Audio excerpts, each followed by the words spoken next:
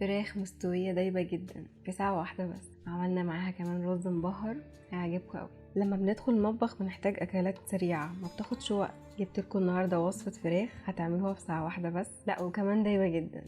فراخ بيري بيري من الاكلات المشهورة جدا والناس كتير بتحبها. قبل ما نبدأ الفيديو، لو اول مرة تشوفوني انا سلوى ودي قناتي، يا ريت تشتركوا في القناة عشان يوصلكم الوصفات الجديدة. صوص بيري بيري او تتبيلة بيري بيري للفراخ هي دايما بتعتمد على الفلفل الحار. على حسب كمية الحار اللي تقدروا تستحملوها في الوصفة حطوها.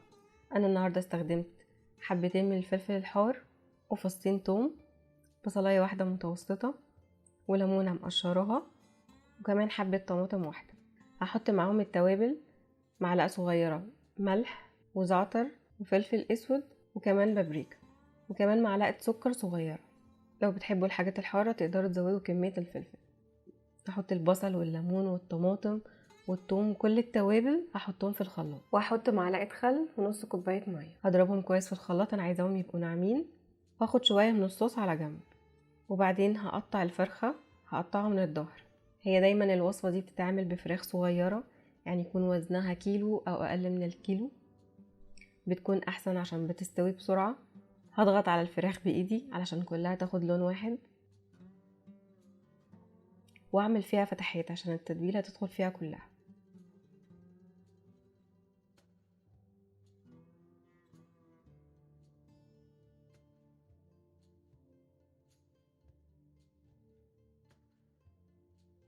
وبعدين هتبلها بالملح والفلفل الاسود وهدعكهم كويس قوي.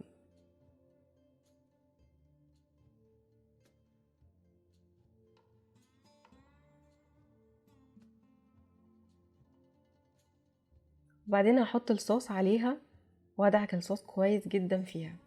حاولوا دايما تدخلوا التتبيله في كل حته في الفرخه.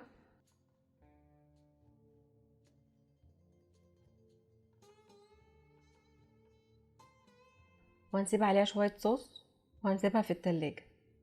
ممكن نعملها بالليل او ممكن نسيبها يوم كامل، او كفايه ساعتين، يعني مش اقل من ساعتين تبقى في التتبيله. وبعدين هحط شويه زيت صغيرين في الطاسه وهحمرهم. صدمة الفراخ على الطاسة دي مهمة جدا، هتخلي الفراخ جوسي قوي، يعني هتبقى مستوية جدا من جوه ودايبة، مش هتبقى ناشفة، وكمان بتديها لون حلو جدا لما بتتشوي.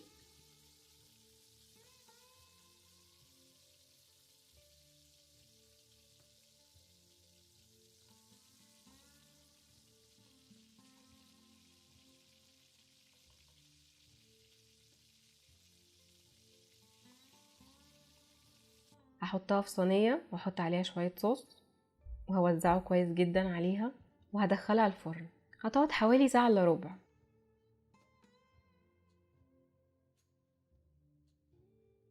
بس قبل ما ادخلها الفرن هحط عليها معلقة زيت. الزيت هيديها لون حلو قوي. هوزع الزيت على كل الفرخة وهدخلها الفرن. احنا كده خلصنا من الفرخة خالص، مش هنعمل فيها اي حاجة تاني. هنعمل بقى رز جنبيها. اعمل رز مبهر او رز الكبسة. هحط معلقة زبدة ومعلقتين زيت وبصلاية صغيرة.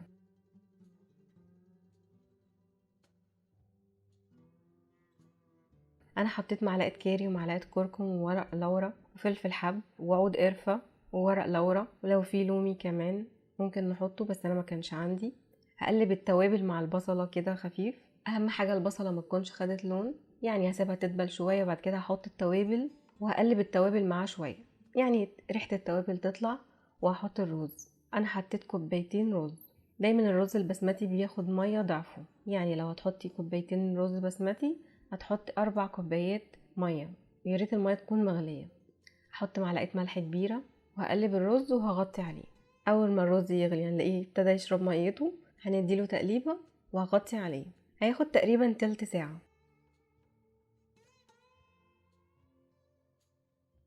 في الوسط كده هديله تقليبة وهغطيه، مش هقلبه تاني.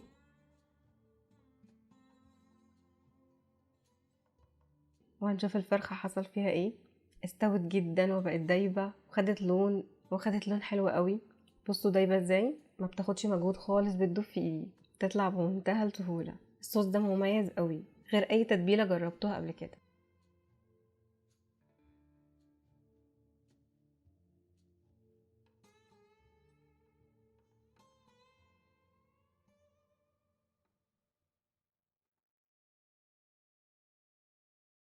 بص ما بتاخدش مجهود ازاي في تقطيعها، دايبه خالص. رز كمان مفلفل وطعمه حلو. وجبه سهله وسريعه جدا، مش هتخليكي تقفي في المطبخ كتير، والنتيجه روعه بجد. بتبقى طعمها حلو مع الصوص. ممكن ناكل معاه سلطه خضراء او كول سلو او اي صوص تحبوه. يا ريت تجربوها وتقولوا لي رايكم. ولو عجبكم الفيديو يا ريت تدوسوا لايك، ولو اول مره تشوفوا القناه يا ريت تشتركوا في القناه عشان توصلكم الوصفات الجديده. هسيب لكم رابط بيجي الفيس وكمان الجروب. اشوفكم على خير في فيديو جديد، والف هنا مقدما لكل اللي هيجربها.